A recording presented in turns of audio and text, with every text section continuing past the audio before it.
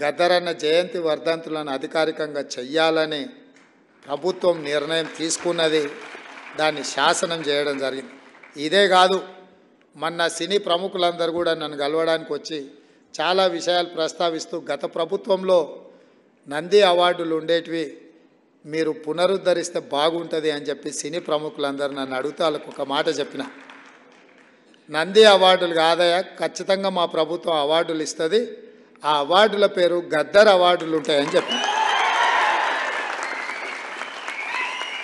తెలంగాణ రాష్ట్రంలో కవులకు, కళాకారులకు, సినీ ప్రముఖులకు రాష్ట్ర ప్రభుత్వం తరఫున అధికారికంగా ఇచ్చే అవార్డులకు గద్దర్ అవార్డ్స్ అనే పేరు పెట్టి గద్దరన్నను గౌరవించుకుందామని చెప్పి ఈ వేదిక మీద నుంచి చెప్తున్నా. ఇదే శాసనం, ఇదే జీవో అని చెప్పి, నా మాటనే జీవో.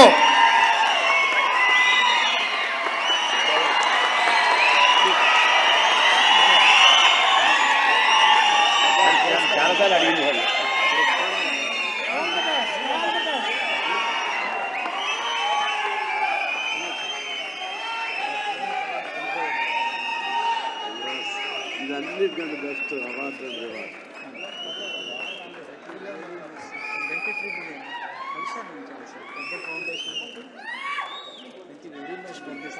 గొప్ప నిర్ణయం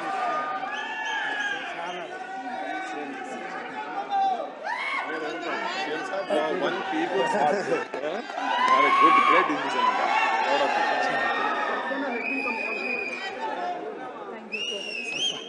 Thank you.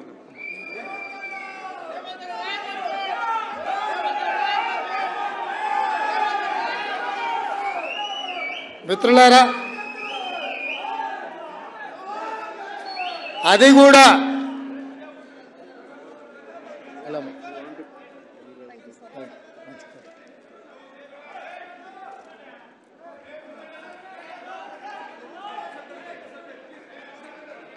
వివిధ భాషలలో గద్దరన్నకు గొప్ప గుర్తింపు ఉంది. కానీ తెలంగాణ రాష్ట్రము, ఈ తెలంగాణ ప్రజలు ఎన్ని తరాలైనా గుర్తుపెట్టుకోవాలంటే గద్దరన్న పేరు మీదనే గద్దరన్న పురస్కారాలను ఈ కవులకు, కళాకారులకు, సినీ ప్రముఖులకు ఇవ్వాలి అని నిర్ణయం తీసుకున్నాం. మొన్న వాళ్లకు చెప్పిన, ఈరోజు ఈ వేదిక మీద నుంచి తెలంగాణ సమాజానికి చెప్తున్నా, నా మాటనే శాసనం, నా మాటనే జీవో గద్దరన్న పేరు మీద అని ఈ సందర్భంగా తెలియజేస్తున్నా. అది కూడా ఈ సంవత్సరం ఉగాది పండుగ చేసుకున్న వచ్చే సంవత్సరం నుంచి జనవరి 31 తారీఖు నాడు గద్దరన్న జయంతి నాడే వచ్చే సంవత్సరం నుంచి ఈ కార్యక్రమాన్ని చేయడం ద్వారా ప్రతి గద్దరన్న జయంతి నాడు ఈ పురస్కారాలను ఆ కవులకు, కళాకారులకు అందించడం ద్వారా వారిని స్మరించుకునే అవకాశం తెలుగు ప్రజలకు, తెలంగాణ ప్రజలకు, ఆయన అభిమానులకు అందరికీ కూడా ఉండాలన్న ఆలోచనతోనే ఈ నిర్ణయం ఇక్కడ ప్రకటిస్తున్న.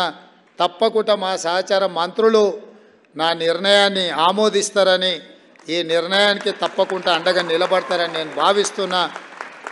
తొందరలోనే గవర్నమెంటు ఈ కార్యక్రమాలను ముందుకు తీసుకెళ్తుంది.